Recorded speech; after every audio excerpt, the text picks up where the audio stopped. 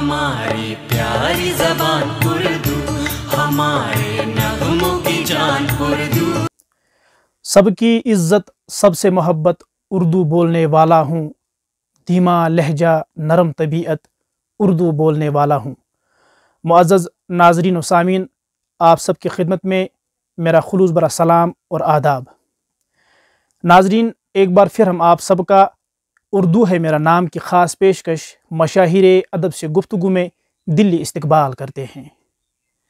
नाज़रीन, आप सब इस बात से बखूबी वाकिफ़ हैं कि हमारी इस चैनल का मकसद जम्मू व कश्मीर में उर्दू ज़ुबान व अदब की तशहीर व तरवीज और जम्मू कश्मीर की जितनी भी इल्मी और अदबी शख्सियात हैं उनकी बेशबहा अदबी और इल्मी खिदमत का तारुफ़ कराना।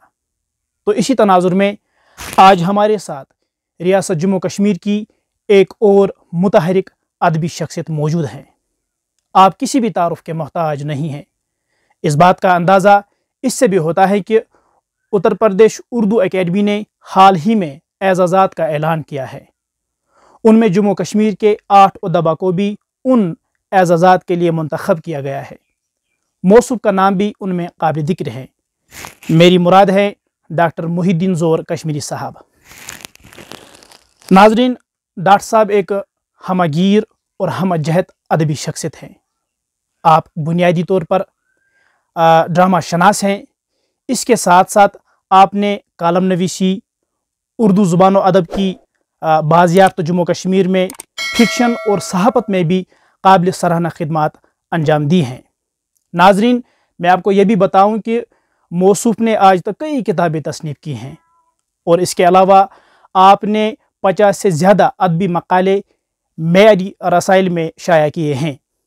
नाज़रीन, डॉक्टर साहब ने तालीमी सरगर्मियों में हमेशा से फ़आल और मुतहरिक किरदार अदा किया है।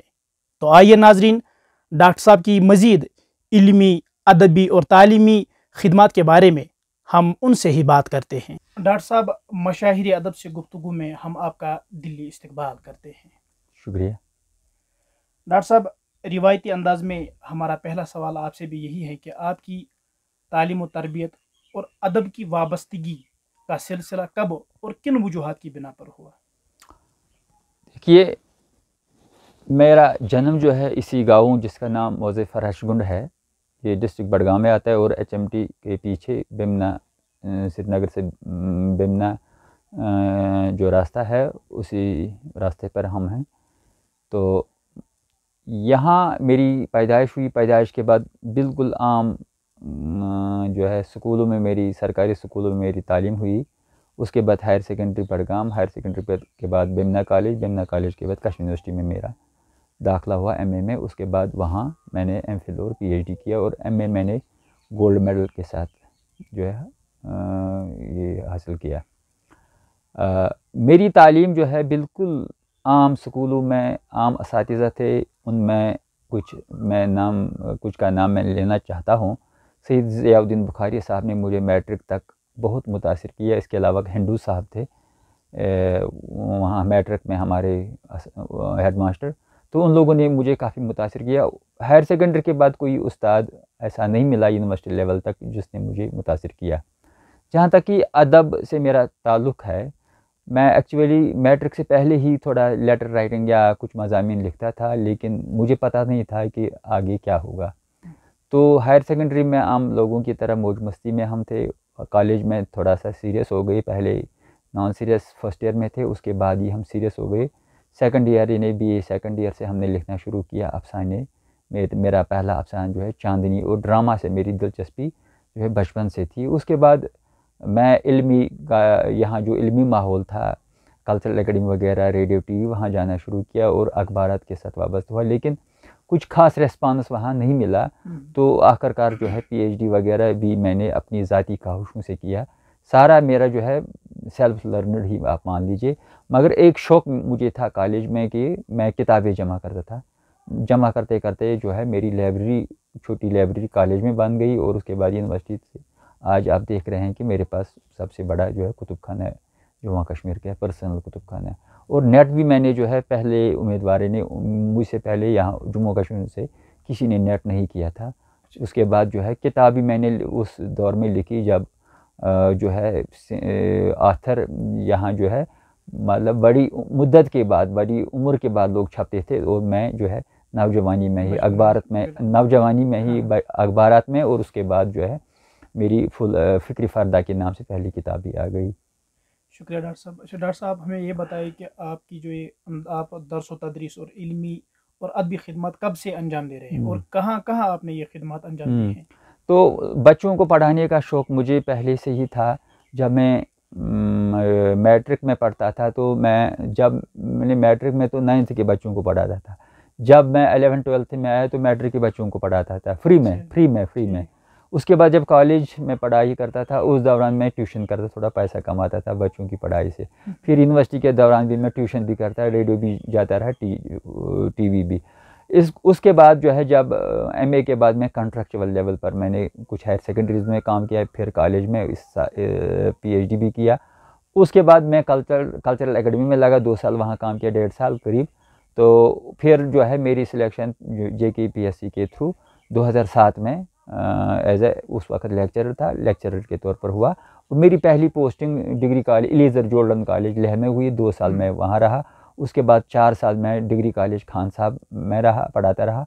उसके बाद 6 साल में जो है वहाँ डिग्री कॉलेज मागाम नया कॉलेज बना था, वहाँ मैंने 6 साल काम किया। उसके बाद अब 4 सालों से मैं डिग्री कॉलेज नवाकतल में पढ़ाता हूँ। और मेरा दायरा ये नहीं है कि भाई कॉलेज में स्टूडेंट उनको पढ़ाऊँ। मेरे शागिर्दों का सिलसिला पूरे कश्मीर में है, पूरे जम्मू में है, पूरे पंजाब में है। जगह जगह आप मेरे स्कॉलर्स या मेरे शागिर्द देख सकते हैं। और ये ज़रूरी नहीं है कि मेरे शागिर्द जो हैं बस उर्दू के हैं। मैं जनरल नॉलेज, हिस्ट्री वगैरह सारा जो है गाइडेंस के तौर पर बहुत सारे सब्जेक्ट इसमें पढ़ाता हूँ। अभी भी लद्दाख में मैं इंग्लिश भी पढ़ाता कॉलेज में फ्री ऑफ कॉस्ट, यानी उनके पास इंग्लिश टीचर नहीं था तो मैं इंग्लिश भी पढ़ाता था लेह कॉलेज में। वहाँ टीचर नहीं था, खासकर लिटरेचर में पढ़ाता था वहाँ। यहाँ भी कॉलेज में कोई मास कॉम का स्टूडेंट आए या कोई स्किल कोर्स का आए, दूसरे सब्जेक्ट का आए, मैं जो है क्लास के बाद उनकी गाइडेंस करता हूँ। अच्छा डॉक्टर साहब, तहकीक और तनकीद में आपका क्या मैदान है और क्या आप तख्लीकी काम में भी दिलचस्पी रखते हैं? आम तौर पर यहाँ क्या होता है कि टीचर या गाइड ही ये डिसाइड करता है कि उसको क्या टॉपिक दिया जाए। लेकिन मेरे साथ ऐसा नहीं है। जब मेरा एमफिल हुआ तो मैंने पहले ही सोच के रखा था मैं ड्रामा पर काम करूँ, क्योंकि मैं ड्रामा से मेरी दिलचस्पी जो है बहुत पहले से थी। जब मैं अभी स्कूल में पढ़ता था मैं बांड पत्र वगैरह देखता था और मैं रेडियो टीवी का बहुत शौकीन था। इसके अलावा मैं उस वक्त सिनेमा देखता था, छुप छुप के लोग चोरी चोरी देखते थे सिनेमा में, सिनेमा देखता था। मैं फिल्मों का बहुत जो है फ़ैन था, स्टार्स का फ़ैन था। अपने ज़माने में जय किशोर का मैं बहुत फ़ैन था। उसके बाद जो है मेरा शौक़ हुआ कि मैं एक्टर बनूं, यानी अगर मैं टीचर नहीं होता तो मैं कम से कम एक्टर ही होता। तो 11th-12th में मुझे बहुत फिल्म शूटिंग यहाँ हुआ करती थी कहीं, तो मैं जाता था, बहुत सारे हीरोज़ को मैंने देखा। लेकिन आगे मैंने सोचा कॉलेज में जो है कुछ एक्टिंग सीखेंगे या कोई कोर्स करेंगे, टीवी एक्टर या कोई कहीं फिल्म स्टार में बन जाओ। तो लेकिन हालात ख़राब हुए जब हम कॉलेज में थे, तो बहुत हालात टीवी जाना मुश्किल हो जाता था, तो वहाँ एंट्री नहीं होती थी। खैर ये शौक़ जो है दब गया। ये जो ड्रामा करने का शौक़ ये अंदर ड्यूरिंग ये उसका उभार आना चाहिए था कॉलेज में, लेकिन दब गया।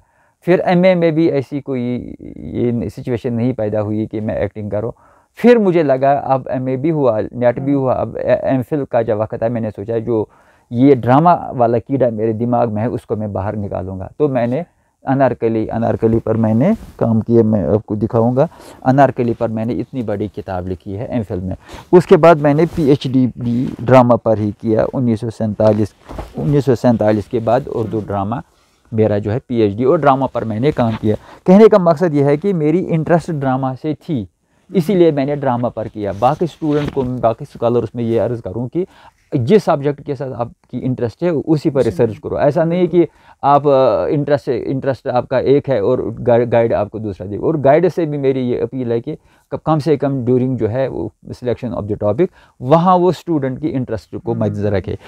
लेकिन फिर मेरे सामने प्रॉब्लम ये हुई कि मैं चूँकि लगातार लिखता हूँ, अब क्या करूँगा मैं? ड्रामा या तो मुझे किसी इंस्टीट्यूट का डायरेक्टर बनना चाहे, तो वो उतना तो यहाँ एरिया ऑफ स्पेशलाइजेशन जो है उतना बड़ा कंसेप्ट नहीं है। हमारे पूरे इंडिया में या एशिया में उतना बड़ा कंसेप्ट नहीं है कि भाई मैंने ड्रामा पर काम किया, मैं सारी उम्र इसी पर काम करता रहूँगा, और ख़ासकर पढ़ाने के मामले में। तो फिर मेरी जो मेन इंटरेस्ट इस वक्त भी है वो है ड्रामा। ड्रामा के अलावा मैंने सोचा रीजनल जो लिटरेचर है, रीजनल उर्दू जो है, उस पर काम करने की बहुत ज़रूरत, क्योंकि सरवरी के बाद हमने कुछ ज़्यादा किया नहीं। सरवरी के बाद, सरवरी ने बहुत अच्छा काम किया, सरवरी के बाद जिन लोगों ने किया वो ज़्यादातर सरवरी से ही मुतासर हो गए, या क्या किया वो मैं नहीं कह पाऊँगा यहाँ। खैर मैंने रीजनल उर्दू जो है उस पर काम किया, दो किताबें उस पर मेरी है, दबिस्तानी जम्मू कश्मीर उर्दू और जम्मू कश्मीर उर्दू सहाफ़त। तीसरी किताब जम्मू कश्मीर उर्दू की बाज़ाब्ती मेरी उस पर है।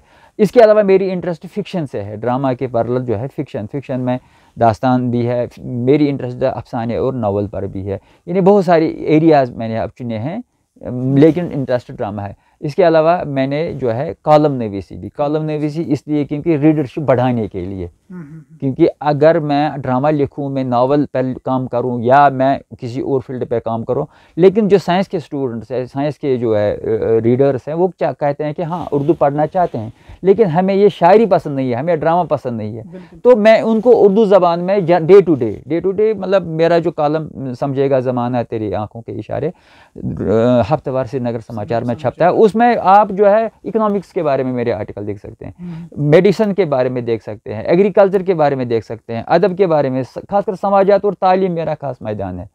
तो इसके अलावा तालीम के सिलसिले में मैंने एक दो किताबें जो है तालीम के बारे में भी लिखी, क्योंकि मेरा फील्ड तालीम में पढ़ा था, मैं इसकी रिज़िक खाता हूँ, और एक्सपीरियंस एक खासा, अगरचे मेरा मुताला ज़्यादा तालीम के बारे में नहीं, लेकिन मेरा अच्छा खासा एक्सपीरियंस है, तो एक्सपेरिमेंटल बेसिस में तालीम के बारे में लिखता हूँ। तो अब रहा तख्लीक की बात, मैंने पहले अर्ज़ किया मैंने कॉलेज के ज़माने से लिखना शुरू किया, उस वक्त मैं अफसाने लिखता था, हालांकि मैंने नावल भी लिखा, अभी वो छपा नहीं, जिंदा नाश उसका नाम है।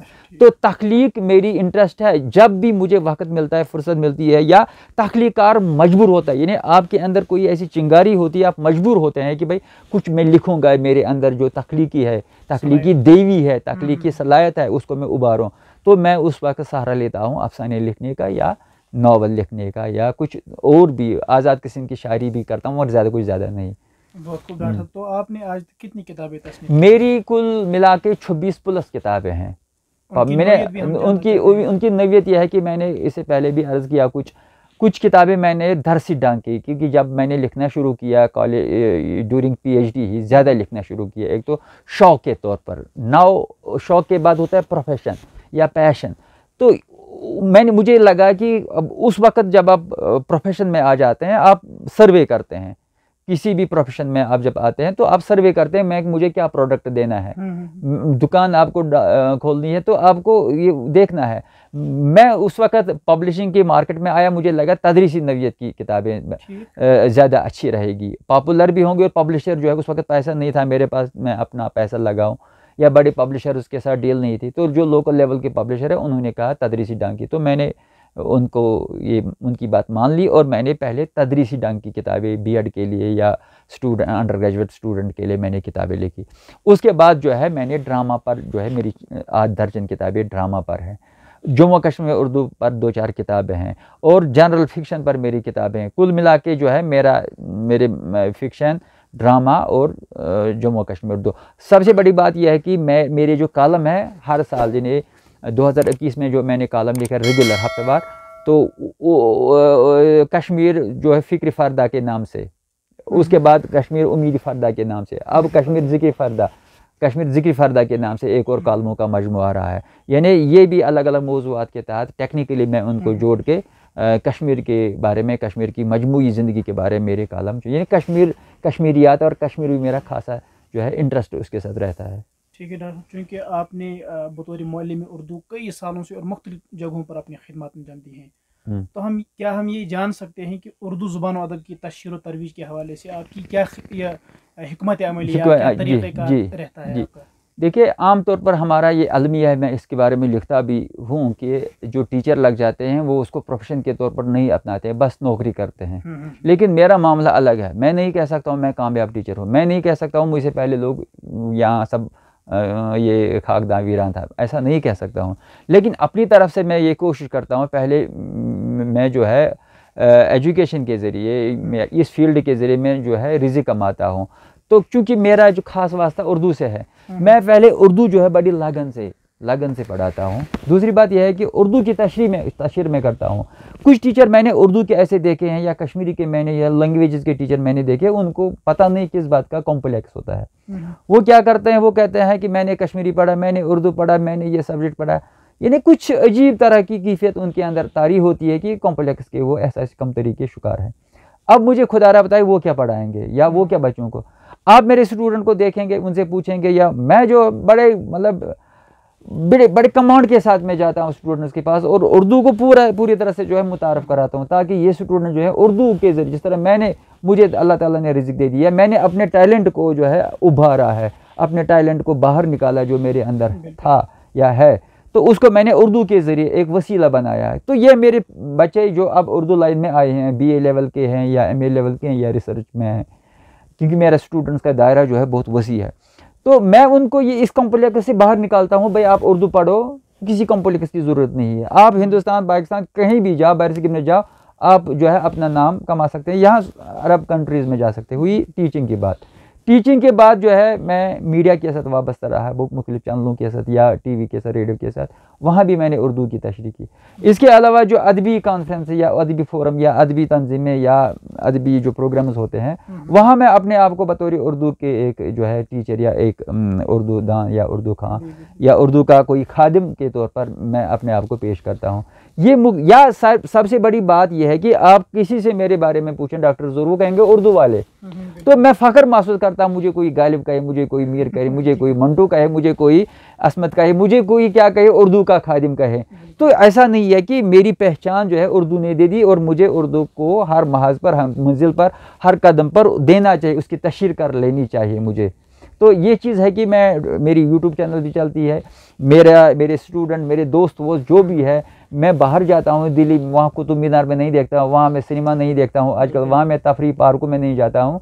आप देखेंगे जब भी मैं बाहर जाता हूँ, वहाँ जहाँ उर्दू का घर है, यहाँ उर्दू का ऐवान है, उर्दू की दुकान है, उर्दू का कोई भी ऑफिस है, मैं वहाँ जाता हूँ। वहाँ जो उर्दू वाला है उन्हीं के पास जाता हूँ, रिश्तेदारों के पास कम जाता हूँ, लेकिन उर्दू वालों के पास ज़्यादा जाता हूँ। इस तरह मेरी तशरीह होती है उर्दू की। तो सर, इसी हवाले से या इसी जोन में हम ये भी जानना चाहते हैं कि आप किसी अदबी फोरम या अदबी एसोसिएशन या अंजुमन है उसके साथ वाबस्तगी रखते हैं, या क्या आपकी कोई अपनी फोरम या एसोसिएशन? हाँ, अदबी फोरम या अंजुमन का बनना बहुत अच्छी बात है और ये बरसों से या पुराने ये एक रिवायत है। अदबी तंजीमों का बनना या कायम होना ये अच्छी बात है, एक रिवायत है, हमें इस रिवायत को फॉलो करना है।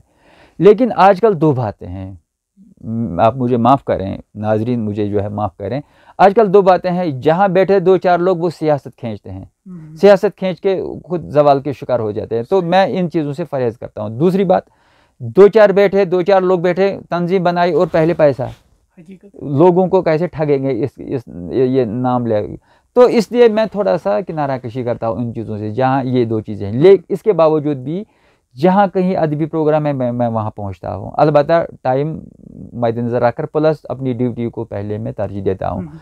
फिर भी मैंने जो है अपनी तंजीम मेरी है दबिस्तानी इल्म अदब, दबिस्तानी चैनल भी है, मैगज़ीन भी है और मेरी फोरम का नाम भी है। कारवानी उर्दू अदब का मैं वाइस प्रेसिडेंट हूँ, इसका हेड क्वार्टर चार शरीफ है, तो उसके साथ भी मैं वाबस्ता हूँ।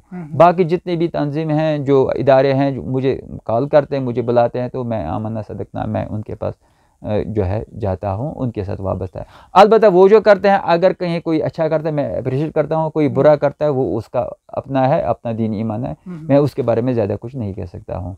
शुक्रिया डॉक्टर साहब। डॉक्टर साहब, चूँकि आप एक ख़ास स्टेज के तलबों को पढ़ाने के लिए मामूर की गई थी, लेकिन आपने इस फील्ड को कैसे वसी तर बनाकर कॉलेज के साथ साथ कभी MA के, कभी PhD के जो तलबा हैं, या तो कभी एलिमेंट्री लेवल तक भी आपने काम जी जी, इसकी खास वजह क्या है? इसकी खास वजह यही है कि कुछ लोग जो है वो जैसे कोई हायर सेकेंडरी में लगा, स्कूल में लगा, कॉलेज में लगा, यूनिवर्सिटी में लगा, वो अपने उस पेशे को या अपनी उस जॉब को या अपनी उस कुर्सी को एक ड्रीम जॉब समझता है, ड्रीम जॉब समझता है। यानी वो कहता है कि मैं सब कुछ हूँ, मुझे दाएं बाएं अब जाने की ज़रूरत नहीं है। हालांकि वो लोग अपने आप को ये लेबल लगाते हैं कि हम अपनी कुर्सी के साथ इंसाफ करते हैं, लेकिन ऐसी बात नहीं है।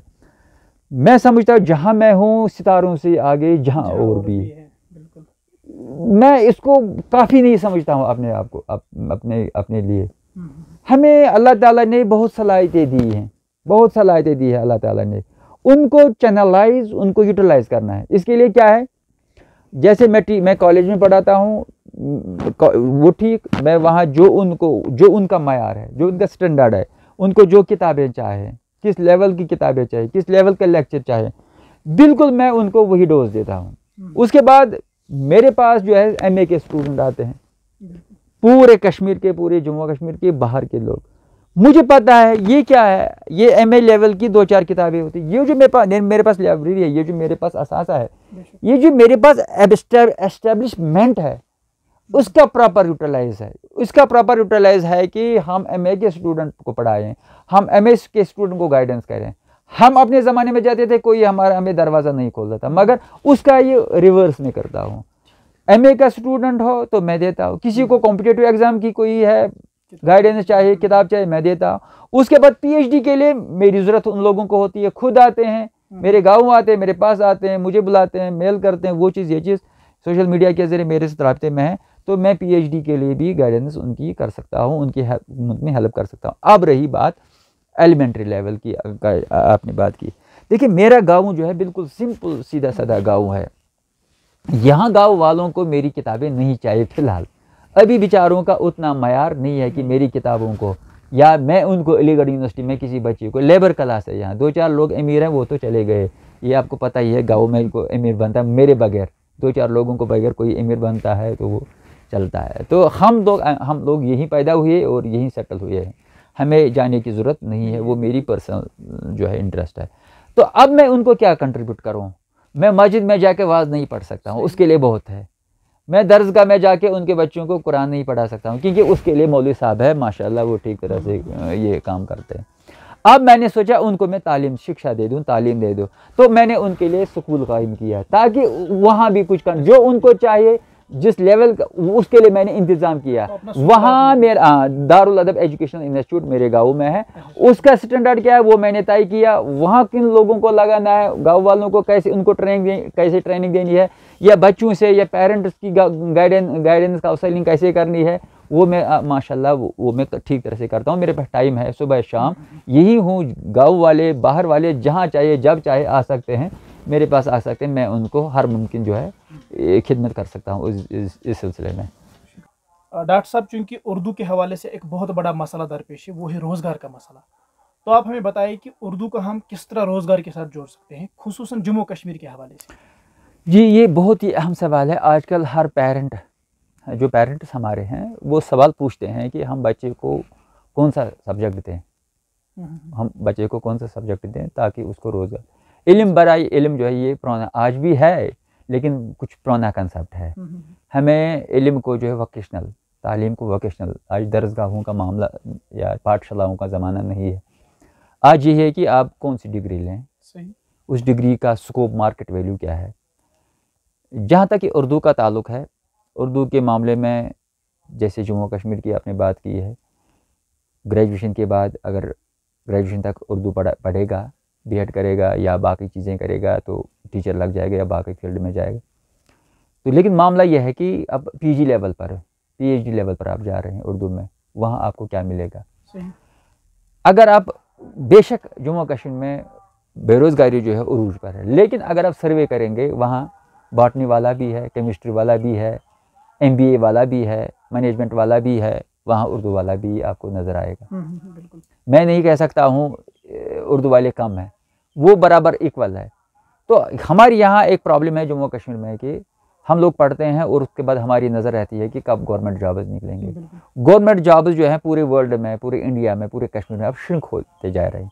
गवर्नमेंट जो है वो बहुत कम लोगों को लगाती है। उस तनाजुर में अगर देखा जाए, जो पिछले बहुत सारे लिस्ट्स आए, उसमें उर्दू को भी मुनासिब जगह दे दी गई है, चाहे टीचर, +2 लेक्चरर या कॉलेज में या यूनिवर्सिटी में वो पोस्ट निकलते हैं। और वैसे भी नौकरी मेरे हिसाब से किस्मत का जो है खेल है। उसमें जिस उर्दू वाले की किस्मत है वो अलग सवाल है कि बाद में वो क्या करता है उर्दू नौकरी लग के।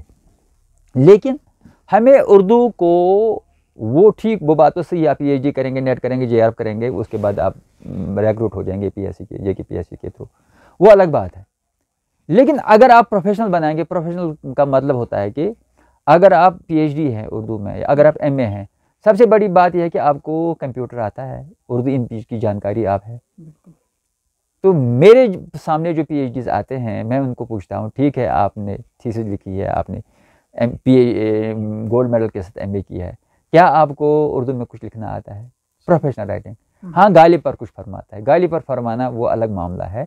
आप क्या सियासी तबसरा लिख सकते हैं, आप क्या सोशल तबसरा लिख सकते हैं, सोशल समाज के मुताबिक लिख सकते हैं कुछ उर्दू में, वो खुद टाइप कर सकते हैं। आप किताब की सेटिंग कर सकते हैं, आप एक यूट्यूब चैनल चला सकते हैं, आप खासकर ट्रांसलेशन। अब उर्दू वालों की ये भी प्रॉब्लम है कि वो उर्दू पढ़ते हैं, उर्दू के ही हो जाते हैं। भाई अगर आप उर्दू पढ़ते हैं, पीएचडी करते हैं, एमए करते हैं, साथ साथ इंग्लिश भी पढ़ो। इंग्लिश पढ़ो किसके लिए पढ़ो? ताकि आपको कल ट्रांसलेशन का काम मिले, या उर्दू का कोई किताब, या उर्दू की कोई किताब, या उर्दू का कोई मैटर जो है वो आपको इंग्लिश में मुंतकिल करना है, या इंग्लिश का जो है या किसी और ज़बान का है जो इंग्लिश में अवेलेबल है वो आपको इसमें लगाना है, वो आपको उर्दू में मुंतकिल करना है। क्या आपको यह आता है? क्या आप स्टेज पर बोल सकते हैं? क्या आप में मैनेजमेंट पावर है? तो ये सारी सलाहियतें अगर आप पैदा करेंगे तो उर्दू, जिस तरह बाकी सब्जेक्ट आपके लिए रोज़गार का ज़ामिन बन सकते हैं, इसी तरह हमारी नज़र ये रहती है हम अरब जाएंगे, ठीक है, एमबीए वाले जाएंगे, वो वाले जाए, उर्दू वाले भी जा सकते हैं, लेकिन क्या उन्हें अरबी आती है? क्या वो अरबी से इंग्लिश, अंग्रेज़ी तो ठीक, अंग्रेज़ी तो प्रायोरिटी होनी चाहिए, लेकिन अगर उर्दू वाला चाहे मैं गल्फ़ कंट्रीज़ में जाऊँ तो वहाँ उनको अरबी भी आनी चाहिए, फिर उनका लिटरेचर वो अरबी उर्दू में ट्रांसलेट करेगा। ये सारी सलाहियतें अगर एक बच्चे में हैं, एक स्टूडेंट में हैं, तो उर्दू पढ़कर या कोई और सब्जेक्ट पढ़कर वो रोज़गार के लिए परेशान नहीं हो जाएगा। अच्छा, बुक पब्लिशिंग, देखिए कोई किताब होती है कि आपने पीएचडी लिखी, पीएचडी कंप्लीट की, उसके बाद उसको पब्लिश करेंगे, ठीक है, लेकिन ऐसा नहीं है।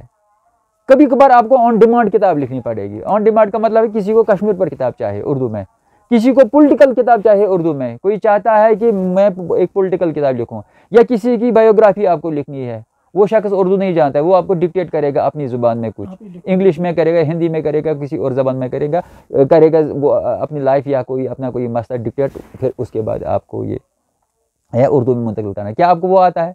मज़हब की किताब आपको लिखनी है ऑन डिमांड, अपने रोज़गार की बात की, बिल्कुल। मैं कहता हूँ रोज़गार, तो ठीक है मैं आपको एक प्रोजेक्ट देता हूँ, आप मज़हब की कोई किताब मुझे बना के दे दीजिए, सिलेबस की कोई किताब बना के दे दीजिए। क्या आपको वो आता है? अगर आता है तो अब आप उर्दू रोज़गार की बात करेंगे।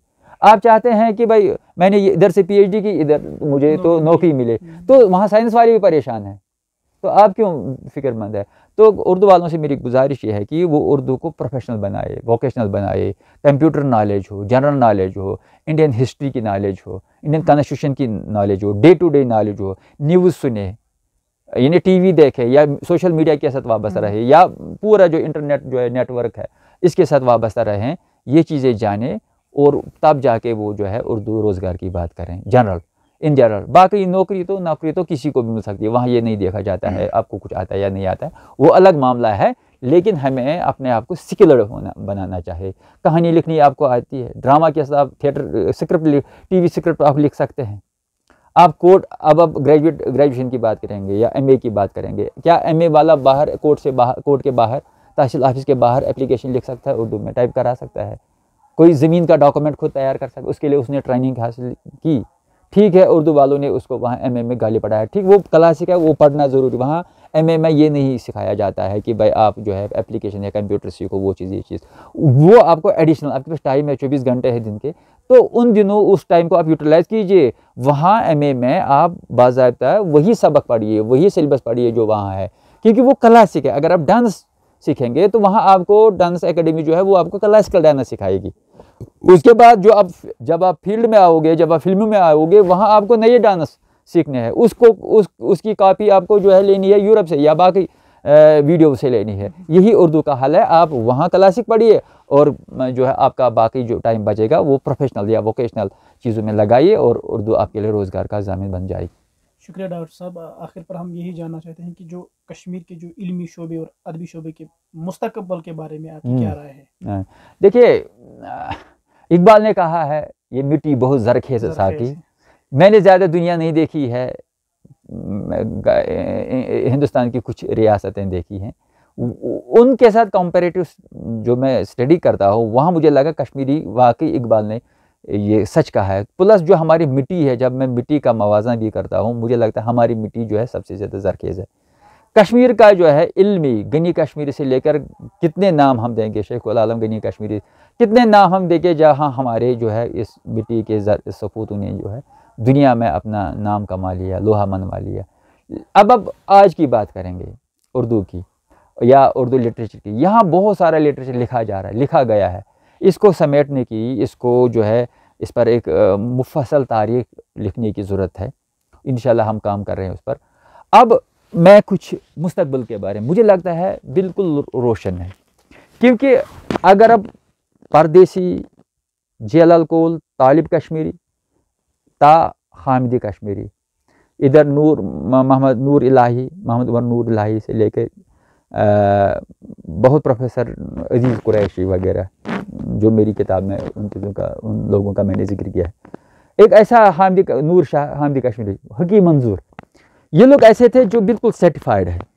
उसके बाद मेरे सामने मेरी लाइब्रेरी में, मेरी तहकीक में बहुत सारे ऐसे नाम हैं जो जिन पर मैं तहकीक कर रहा हूँ कि जो मैं किताब लिखूँगा उनके बारे में क्या लिखूँगा, क्योंकि तहकीक करने की ज़रूरत है। बहुत सारा फिक्टिशियस है, बहुत सारा फ्रॉड है, तो उसको मैं इसलिए खारिज करता हूँ। एक बड़े बेच को मैं खारिज करता हूँ। उस बेच के बाद एक और बेच आता है जिसमें कश्मीरी के जो डॉक्टर आफाक अजीज़ हैं, मैं कश्मीर की बात, जम्मू की मैं अभी बात नहीं करूँगा। आफाक अजीज़ साहब हैं, उर्दू में लिखते हैं, कश्मीरी के प्रोफेसर हैं। इसके साथ साथ डॉक्टर अल्ताफ़ अंजुम साहब हैं, डॉक्टर अल्ताफ़ अंजुम साहब हैं, उर्दू में काम। डॉक्टर मुश्ताक अहमद गनाई साहब हैं, अच्छा काम किया, उर्दू में करते हैं। इसके अलावा भी बहुत सारे लोग हैं जो मेरे हम असर, रियाज कुरैशी साहब हैं, काजी फैज़ आबादी साहब हैं, कॉलेज में काम करते हैं, बहुत अच्छा काम करते हैं, बहुत अच्छी जो है एक्टिव रहते हैं। रियाज डॉक्टर रियाज ताहिदी का फिक्शन पूरे वर्ल्ड में पढ़ा जाता है। और भी बहुत सारे नाम हैं, मुझे माफ़ कीजिए मैं कितने नाम यहाँ ज़बानी ले लूँगा। अब एक और बैच है, उनके बाद जो पैदा होता है शाह फैसल साहब है। बिल्कुल मुझे उम्मीद है उस पर कि वो कुछ जो है आगे फ्यूचर उनके कंधों पर है। गुलाम नबी कुमार साहब है, अभी नौकरी भी नहीं है लेकिन बहुत एक्टिव है। सुहेल सालिम साहब है, गाजी सुहेल खान है। ये नए लिखने वाले हैं जो बिल्कुल तवातुर से, जो सोशल मीडिया से, इससे, अखबारों से, किताबों से वाबस्ता जुड़े हुए हैं। जहाँ मैं दिल्ली जाता हूँ, जहाँ मैं जाता हूँ वहाँ मैं कश्मीर के स्कॉलर्स को देखता हूँ। कश्मीर यूनिवर्सिटी में कश्मीर उर्दू के स्कॉलर्स हैं, बड़े चाक चौबंद रहते हैं, काम करते हैं, लेकिन उन्हें एक अच्छे डायरेक्शन की, अच्छी गाइडेंस की ज़रूरत है। हम उर्दू वालों को चाहिए कि हम उनकी जो है भरपूर मदद करेंगे। मगर एक गिला है कि जब नौकरी बन जाती है, जो नौकरी मिल जाती है, बड़ी कुर्सी मिल जाती है उर्दू वालों को, 99% लोग जो है सिर्फ अपने घर के, जम्मू कश्मीर बैंक के, अपने ऐश आराम के हो जाते हैं, उर्दू की खिदमत नहीं करते हैं। अफसोस के साथ ये कहना पड़ता है। भाई उर्दू ने आपको बहुत कुछ दे दिया है, कम से कम उर्दू की राहों पर कुछ खर्च करो, पैसा, दिरहमें, सखने, कलमे, कुछ ना कुछ करो। मगर बहुत कम लोग करते हैं। अलबत्ता जो नाम मैंने लिए हैं वो माशाल्लाह बहुत अच्छा करते हैं। डॉक्टर साहब, ये हमारे लिए काबिल फ़ख्र और एज़ाज़ की बात है कि आपने हमें अपने दौलत खाने पर बुलाकर हमारे साथ अपना कीमती वक्त, अपने मुतनव्वि तजुर्बात और अपनी जो बेशबहा अदबी और इल्मी खिदमत है, हमें भी उनसे मुस्तफ़ीद होने का मौका दिया है। तो नाज़रीन, इंशाल्लाह आप सबसे एक बार फिर एक और अदबी और इल्मी शख्सियत के साथ मुलाकात होगी। तब तक के लिए दीजिए अपने मेज़बान खान जाहिद और मेरे साथी फ़िज़ा शायरी को इजाज़त। अस्सलाम वालेकुम।